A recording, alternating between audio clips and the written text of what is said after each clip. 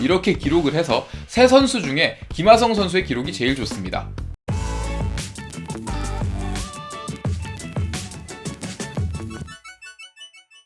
네, 여러분 안녕하세요. 스포츠 클래식 김창덕입니다. 이번 시간에는 메이저리그 샌디에이고 파드리스 소속으로 뛰고 있는 김하성 선수 소식을 가지고 돌아왔습니다.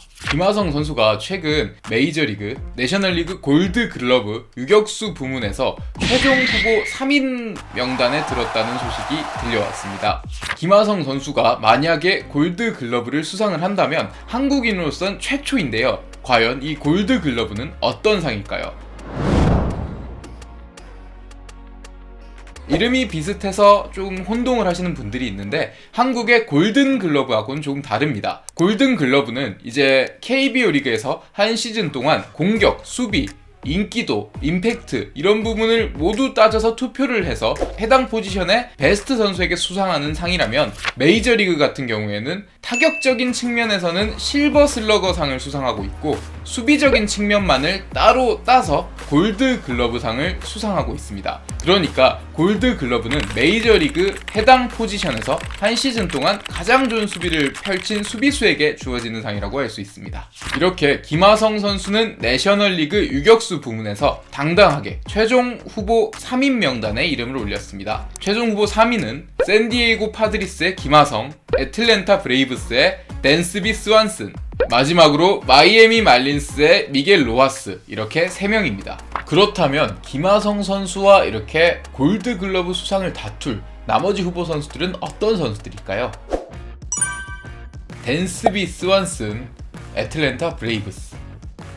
스완슨 선수는 2015년 MLB 드래프트에서 전체 1번 지명을 받은 특급 유망주 출신입니다. 애틀랜타로 트레이드가 된 이후 2017년부터 스완슨은 주전 유격수로 확실하게 자리를 잡았고 그 이후에도 꾸준하게 차곡차곡 활약을 해서 팀을 대표하는 스타로 발돋움했습니다. 그러나 아직까지 타격에 있어서는 대학 시절 보여준 뛰어난 모습을 완전히 다 보여주진 못했다. 잠재력을 폭발시키지는 못했다는 평가를 받고 있으며 수비적인 측면에서는 이미 검증된 선수로 취급받고 있는 선수입니다. 그리고 지난해 월드시리즈 우승에도 큰 힘을 보태 애틀랜타를 대표한 스타가 됐고 잘생긴 외모와 긴 머리 그리고 뛰어난 수비 실력이 스완슨을 대표하는 세 가지 요소가 아닌가 이렇게 생각이 됩니다. 미겔 로하스, 마이애미 말린스. 로하스 선수는 2014년 다저스에서 데뷔를 한 선수인데요. 이제 국민 메이저리그 구단이죠. 과거에 류현진 선수, 박찬호 선수 이렇게 활약을 했었기 때문에 국내에서도 굉장히 팬이 많은 다저스 출신이기 때문에 미겔 로하스 선수는 유격수 유망주로 나름 친숙했던 선수입니다. 그러나 이 선수가 주전으로 자리를 잡은 곳은 다저스가 아니었죠. 마이애미로 트레이드가 된 이후 로하스는 확실하게 자리를 잡았는데요. 최근까지도 로하스는 타격보다는 뛰어난 수비력을 인정받으면서 대수비 요원이라든지 내야 유틸리티 요원으로 취급을 받았으나 꾸준한 수비력을 보여주며 다저스보다는 선수층이 조금 얇은 마이애미에서 확실하게 주전 자리를 잡게 됐습니다. 이 선수가 결국 주전 자리를 잡게 된 이유는 방망이는 조금 별로지만 확실한 수비 실력이 있었기 때문인데요. 이런 수비 실력을 앞세워서 올 시즌도 좋은 시즌을 보냈고 타격에서도 점점 자신감을 가져가고 있는 모습입니다. 올 시즌은 다소 늦은 나이에 첫 골드글러브 수상을 노리고 있습니다. 재밌는 점은 로하스뿐만 아니라 스완슨과 김하성 역시도 개인 첫 골드글러브를 노리고 있는데요. 세 선수 모두 올 시즌 정말 좋은 수비를 보였는데 과연 누가 상을 받게 될지도 참 주목해볼 부분입니다.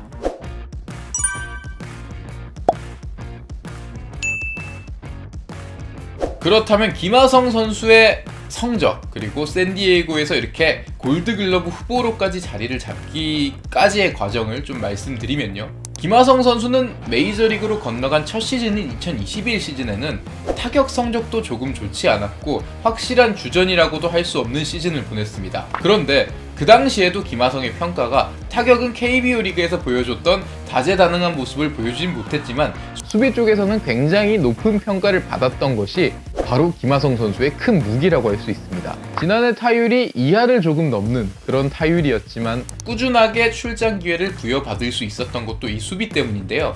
올 시즌에는 김하성 선수에게 어떻게 보면 좀 행운이 찾아왔죠. 샌디에이고 구동의 주전 유격수였던 페르난도 타티스 주니어가 올 시즌을 앞두고 부상으로 공백이 생겼고, 이후에도 부상으로 재활을 하는 과정에서 약물 복용이 적발되면서 그대로 징계로 인해 시즌 아웃이 되고 말았습니다. 김하성 선수에게는 유격수로 온전히 나올 수 있는 기회를 얻게 된 셈인데요. 그 덕에 김하성 선수는 마음의 안정을 찾았는지 수비 쪽에서는 여전히 좋은 모습을 보였고, 타격에서도 김하성 선수가 한층 더 업그레이드한 모습을 보여주면서 완전한 샌디에이고의 주전 유격수로 자리를 잡았습니다. 이전까지는 유격수인 타티스 주니어 말고도 3루수 마차도, 2루수 크로넨 워스, 이렇게 좋은 내야 자원들이 많기 때문에 김하성이 자리를 잡을 수 있을까, 이런 이야기를 들을 정도였지만, 올 시즌이 마치고 난 뒤에는 샌디에이고 파드리스 지역 언론지라든지 전문가들이 타티스가 징계를 마치고 부상에서 회복하고 돌아와도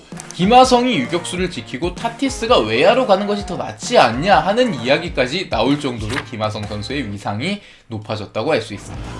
그렇다면 이 3명 중에 김하성 선수가 상을 받을 확률은 얼마나 될까요? 저희가 일단 세 선수의 수비 기록을 비교해봤습니다. 먼저 기본적인 수비 소화 이닝과 실책 개수를 한번 살펴보면 김하성, 로하스, 스완슨 이렇게 나옵니다.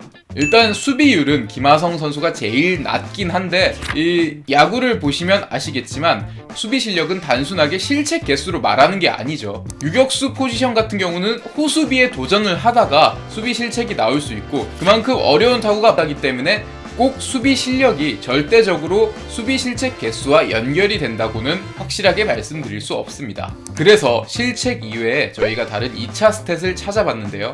우선 유격수하면 수비 범위가 정말 중요하죠. 선수들의 수비 범위를 알 수 있는 기록을 한번 살펴보죠. 김하성 4.7, 로하스 4.9, 스완슨 1.1 이렇게 기록을 하고 있습니다. 또한 수비 기록에는 DRS란 기록이 있습니다. 이 DRS는 디펜시브 런 세이브의 약어로 타구의 수비 난이도를 기준으로 해서 평균적으로 수비를 통해 막은 점수를 수치화한 스탯인데요. 이 기록은 김하성 10, 로하스 15, 스완슨 9 이렇게 점수를 매길 수 있습니다. 그렇다면 종합적으로 수비와 관련해 대체 선수 대비 승리 기여도, 이 WAR처럼 종합적인 점수치를 기록한 스탯이 있는데요. 이 DEF 수치는 어떨까요? 확인해보면 김하성 9.2, 로하스 13.4, 스완슨 21.3 이렇게 기록을 했습니다. 이런 기록에서는 종합적으로 스완슨 선수가 제일 좋은 수비 효율을 보인다고 할 수는 있는데, 또 기록은 이것뿐만이 아니죠. 특히 수비 같은 경우는 타격하고는 다르게 기록으로만 수비 수치를 환산하는 데는 한계가 있다는 평가가 있습니다. 그렇기 때문에 여러 기록과 또 야구를 직접 보면서 이 선수가 필드에서 어떤 움직임을 보이느냐를 객관적으로 판단할 필요가 있는데요. 이 재밌는 기록 중에 수비와 관련해서 조금 더 발전한 스탯인 OAA가 있습니다.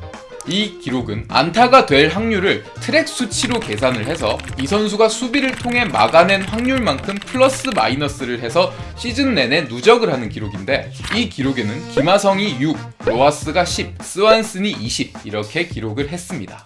또 종합 수비 지표 중에는 SDI라는 지표가 있습니다. 이 지표는 그냥 단순한 지표뿐만 아니라 골드 글러브에서 결과의 25%를 반영하는 지표인데요. 수상에 제일 큰 영향을 미치는 지표라고 할 수 있습니다.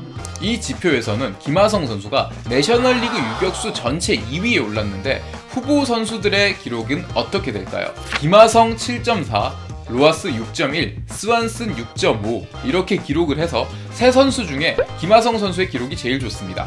골드 글러브 수상에 SDI 수치가 25%가 반영되고 나머지 75%는 메이저리그 관계자인 코칭 스태프가 종합적으로 이 선수들의 수비력을 판단해 투표를 하는데, 이 투표 수치가 75% 반영이 되게 됩니다. 김하성 선수가 내셔널리그 챔피언십 시리즈에서도 좋은 활약을 보여주면서 팀의 월드 시리즈 진출을 노렸지만 아쉽게도 필라델피아에게 패하면서 김하성 선수의 포스트 시즌은 여기까지였습니다. 하지만 올 시즌 김하성 선수 정말 반전의 한 시즌을 보여주면서 자신의 위상을 매우 드높였는데, 과연 가을 야구까지 끝마친 김하성 선수가 마침표로 골드 글러브 수상이라는 기분 좋은 마침표를 찍을 수 있을지, 저희 스포츠 클래식이 김하성 선수의 골드 글러브 수상을 응원하도록 하겠습니다. 지금까지 스포츠 클래식이었습니다.